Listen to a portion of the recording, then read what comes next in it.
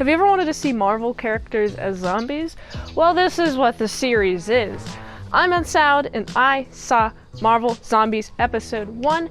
It is written and directed by Brian Andrews. If you haven't seen this episode, I will spoil it for you. Time and temperature check, it is 4:30 p.m., 63 degrees, 50% humidity. On with the review. This episode takes place 5 years after this zombie virus spread over the world. And we got few of these Avengers, these young Avengers very specifically. They're not zombies. You have the Arrow chick, I forget her name, but she's like apprentice of Hawkeye. This is what the Young Avengers is covering, these Young Avengers quite literally, because they're younger versions of the Avengers. That chick, Arrow chick, that chick who has the gem powers, I don't know what else her powers are.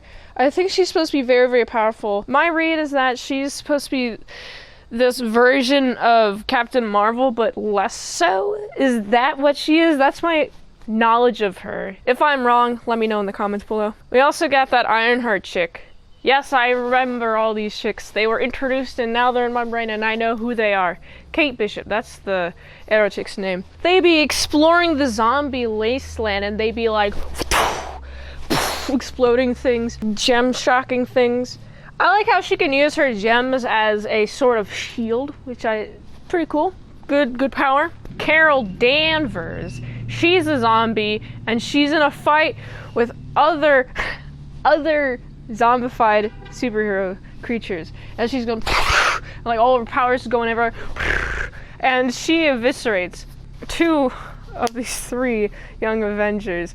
We got freaking Blade is over here being like, come with me if you want to live. And Khonshu, you know Moon Knight, remember Moon Knight? Khonshu is the guy that was in the Moon Knight character.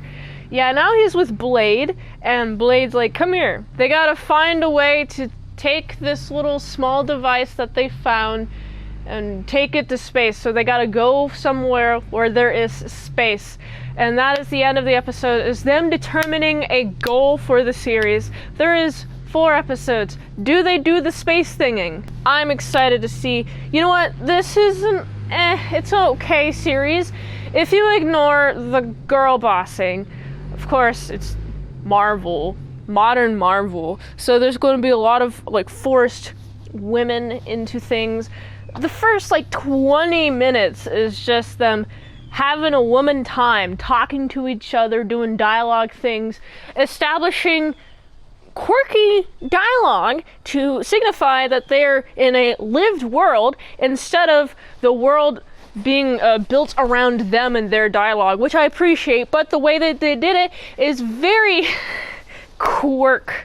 too quirky 5-me. They go to this base where there's this zombies that are mind controlled. They have like these chips that are used to hold a sort of defense against the other zombies that come around, and they'd be munching on them. When the women died, that was when I was like, all right, I'm all in. I'm glad that these women are dead. It's about realistic.